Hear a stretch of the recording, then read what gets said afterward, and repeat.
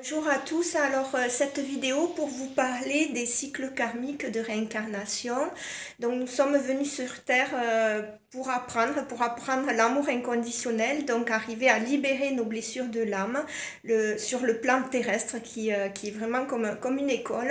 Et de plus en plus de personnes travaillent sur elles-mêmes à libérer ces vies passées, ces cycles karmiques.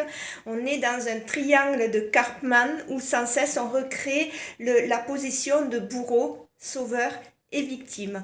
Et une fois qu'on a libéré le plus possible ces vies karmiques, on atteint son unité, on est pacifié avec soi-même et on n'est plus en dualité et en lutte avec les extérieurs et ce que l'on subit. On devient souverain de sa vie et de son être.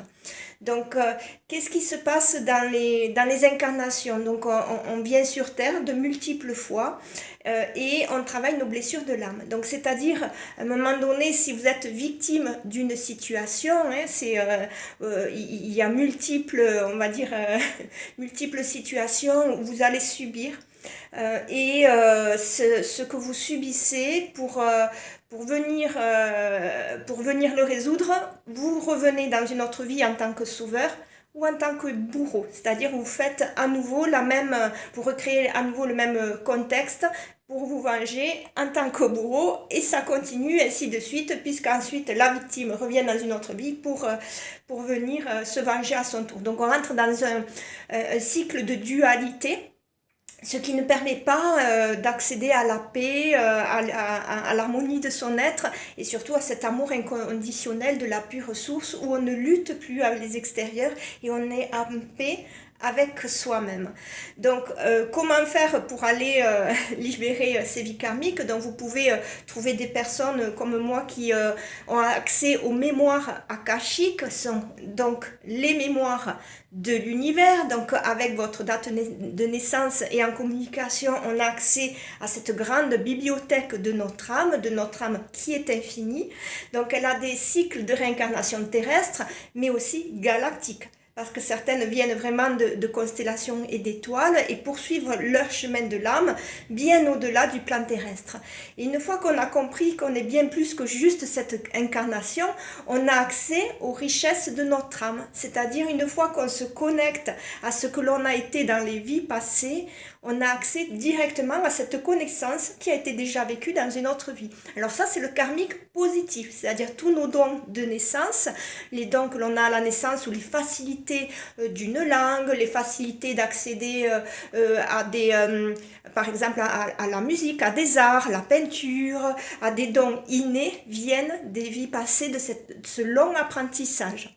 Donc ça c'est en nous, mais il faut aller le rechercher, il faut aller tailler ce joyau qui est en nous, ce diamant qui est en nous, aller retrouver cette richesse de l'âme. Et il y a aussi le karmique négatif. Donc on n'a pas été que lumière dans les vies passées et on a eu aussi des vies, on va dire, sombres où on a expérimenté ce côté bourreau. Donc on n'a pas fait que du bien sur Terre parce qu'on n'avait pas assez de conscience de nos actions. Donc plus on avance dans les vies, dans les incarnations, plus on a accès à notre conscience et plus on libère en fait tout ce qui n'a plus lieu d'être et on est vraiment aligné le plus possible avec la source d'amour de toute création sur Terre. Donc on sort du coup de ce plan de la dualité et on intègre nos différences où chacun peut trouver sa place. Alors, donc vous pouvez aller trouver des personnes qui ont accès à ces mémoires akashiques, mais vous pouvez aussi faire la demande en méditation, en concentration. Vous rentrez dans cette grande bibliothèque et vous demandez à avoir accès à ce qui vous bloque en ce moment et pourquoi ça se répète et pourquoi il y a un blocage que vous ne pouvez pas voir. Alors, à ce moment-là, vous avez accès à qu'est-ce que vous avez fait dans une vie passée pour en avoir les répercussions dans cette vie-là et à libérer donc la mémoire d'une vie passée, parce que si vous êtes impacté aujourd'hui, ne serait-ce par quelqu'un de la famille, par un voisin qui vient vraiment vous impacter, vous ne comprenez pas parce que en fait, vous êtes dans la paix et l'amour, vous ne comprenez pas pourquoi vous subissez notamment aussi l'occulte, la magie noire, pourquoi vous subissez sans cesse, c'est parce que ce sont les dettes karmiques.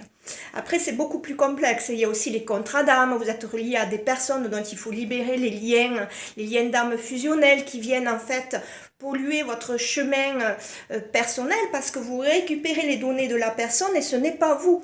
Donc libérer un maximum ces liens fusionnels, mais aussi il y a aussi les confusions d'âme. Donc c'est très complexe sur le plan de l'astral et de l'âme, c'est pour ça que c'est bien de se faire aider aussi. Vous pouvez faire ça par vous-même dans les premières étapes. Et pour les libérations, vous pouvez utiliser un outil très facile qui est la lettre de libération à l'univers. Donc vous allez trouver facilement des outils sur internet. Donc vous écrivez lettre de libération à l'univers sur un papier, vous écrivez voilà la situation, c'est par exemple on m'a volé par exemple mon sac à main, je demande libération si dans des vies passées j'ai été l'auteur, la victime ou le sauveur de cet acte, et vous demandez à ce que tous les complices et les victimes de cette situation des vies passées dans cette vie-là, vous demandez le pardon en fait. Et après vous remerciez, vous signez, vous datez, vous mettez où vous êtes et vous brûlez la lettre pour que ça remonte sur les plans supérieurs. Donc ça, ce sont des lettres de libération. Vous voyez aussi les mots qui restent. Des fois, il y a des mots qui ne brûlent pas et cela veut signifier encore un travail en profondeur. Il faut aller chercher d'autres éléments, d'autres choses. Donc voilà en gros les vies karmiques, mais c'est beaucoup plus complexe que ça, parce que les vies karmiques sont reliées aux mémoires familiales. Et oui, parce que de famille, de vie en vie, on se réincarne peut-être avec les mêmes membres de la famille, mais en adoptant des positions différentes. La mère devient l'enfant devient la mère, l'oncle devient le papa l'oncle, et donc tout cela devient très complexe. Mais il n'y a pas que ça aussi, parce que il y a donc il y a les familles d'âmes comme ça qui se réincarnent à diverses situations, mais aussi ça peut être un adversaire, c'est-à-dire quelqu'un qui vous a par exemple ôté la vie dans une vie passée, mais il revient pour réparer ça et devient votre père ou votre mère. C'est pour faire la paix, en fait. Pour faire la paix, arriver à accepter. Et donc, du coup, ça crée des fois des conflits entre parents et enfants. Et quand on n'a pas ces données-là, on ne comprend pas pourquoi on vit tout ça. Mais en même temps, ça nous fait travailler sur notre être. Et bien sûr, les 5 blessures de l'âme, donc les 5 blessures de l'âme, qui sont typiques abandon, trahison, injustice, humiliation. On a vraiment toutes les blessures à travailler sur le plan terrestre pour arriver à se connaître, pourquoi nos émotions sont décuplées lors des situations, parce qu'il y a ces blessures de l'âme qui sont là et qui sont là bien avant cette vie-là, et qu'on essaie, voilà, on choisit notre famille d'incarnation pour libérer cela. Et souvent on choisit ces mêmes familles, mais à des positions différentes. D'où les mémoires familiales sont reliées avec les mémoires karmiques. Donc voilà ce que je peux vous donner un petit peu en connaissance, sachant que voilà, vous pouvez me contacter pour faire ces libérations-là et pour que vous puissiez avancer le plus possible vers votre chemin d'unité en enlevant ces couches et ces couches qui ne vous appartiennent plus et qui n'ont plus raison d'être. Voilà, je vous remercie et au plaisir donc de vous retrouver.